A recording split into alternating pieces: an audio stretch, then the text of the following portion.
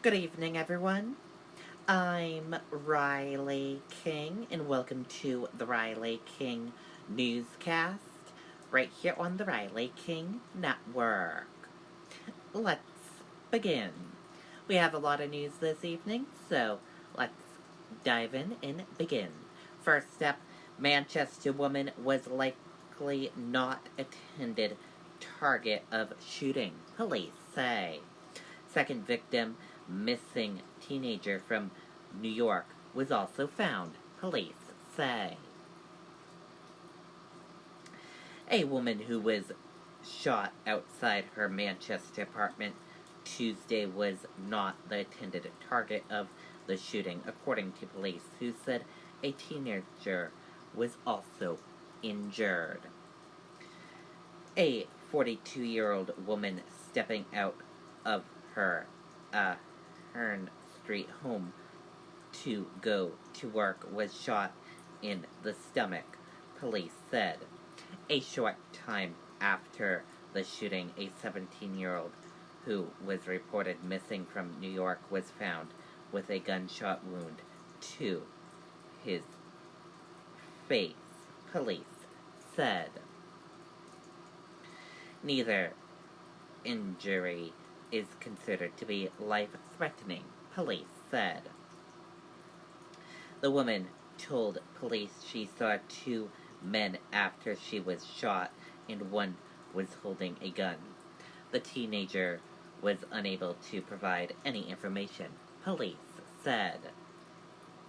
The woman's sister said she is doing well.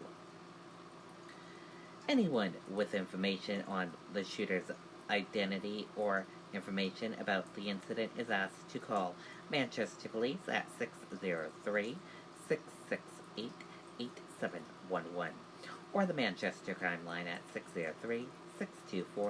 603-624-4040. A reward is being offered for information leading to a conviction in this case. Executive Council on 3-2 party line vote rejects A.G. McDonald's nomination to become Chief Justice. Let's take a listen to this video from WMUR News 9.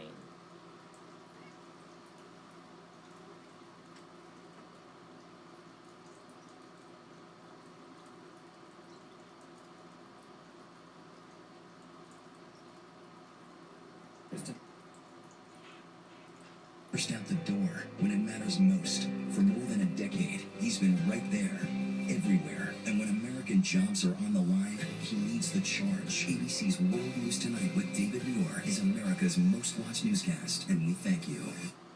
Thanks. Also breaking this noon, the Executive Council denying confirmation of Attorney General Gordon MacDonald to be Chief Justice of the state Supreme Court. The 3-2 vote fell along party lines, with all three Democrats on the council voting against Governor Sununu's nominee. In a statement, the governor called the vote politically motivated and, quote, shameful. Executive Counselor Deborah Pignatelli issued her own statement accusing the governor of trying to pack the Supreme Court with conservatives. Okay, and there you go on that video and that report.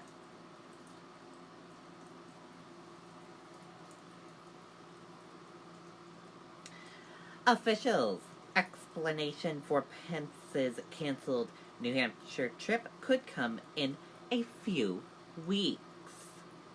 Mike Pence's visit to New Hampshire canceled last week.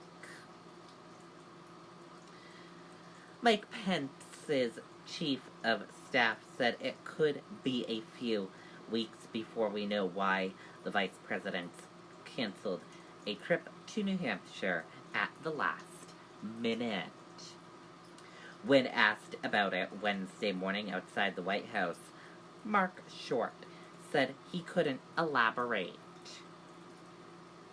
Pence was scheduled to attend an event at the Granite State Recovery Center in Salem last Tuesday, but shortly before it was supposed to begin, it was announced that the trip had been canceled.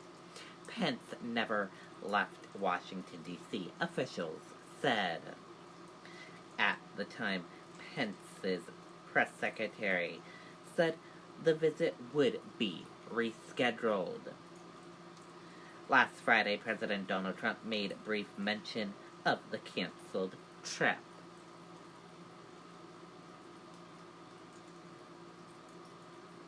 Local police told WMUR they are not aware of any particle issues. And now let's take a look at your U.S. stock market and see how your U.S. stock market closed for this Wednesday evening. And here's a look at that U.S. stock market for all of you.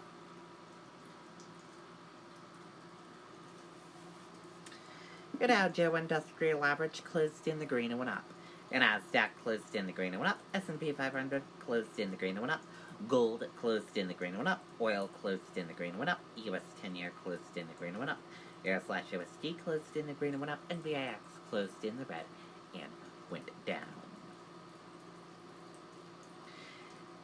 Stocks close higher. S&P 500 hits 3,000 for the first time as Fed Chair's single rate cut ahead.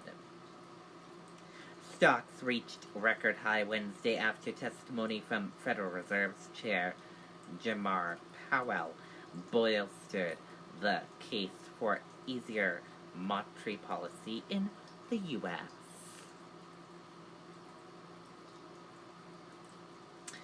Video shows moments before plane's emergency landing.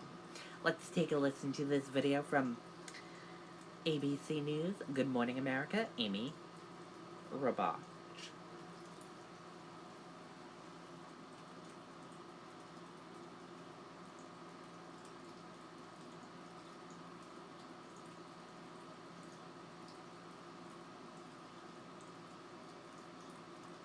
Now to that crazy sight caught on camera. A passenger sharing this video from a Delta flight showing part of the plane rattling around one of its engines, forcing an emergency landing. Yeah, that's not something you want to see when you're looking out the window. David, crazy sight caught on camera. A passenger sharing this video from a Delta flight showing part of the plane rattling around one of its engines, forcing an emergency landing. Yeah, that's not something you want to see when you're looking out the window. David Curley has the latest on the investigation. A frightening sight for passengers, an engine blown, and the nose cone from that engine still tumbling inside. After we heard the boom, we just saw all this smoke come up into the cabin, and that's when we really started freaking out. The captain announces the engine loss, and flight attendants start preparing the passengers for an emergency landing. Each passenger asked by the flight attendants to show that they know the bracing position. The flight attendants are going to come through and make sure that you've got this position down. Make sure your seatbelt is really tight, as low as possible. And when we say brace for landing, put your forward, your head to your left. Flight from Atlanta to Baltimore quickly diverting for this emergency landing in Raleigh-Durham. As the jet landed in Raleigh, those emergency vehicles respond. Later, finally landing in Baltimore, the passengers recount their anxious moments. I just texted my mom, I love you. I texted my dad, I love you. Quite the sight to see that engine nose cone from the end of the shaft still bouncing around in that engine. It's been taken off the aircraft, being shipped to Atlanta to figure out what happened. And George, they put a new engine on. That jetliner is going to be back in service later today. Quick fix. Okay, David, thanks very much. Hi, everyone. George Stephan. Okay, and there you go on that video and that report. And that does it for this Wednesday evening edition of the Riley King Newscast right here on the Riley King Network. I hope you all have a great rest of your Wednesday evening, and I'll have a news report coming up in a little bit. And good night, everyone, and bye.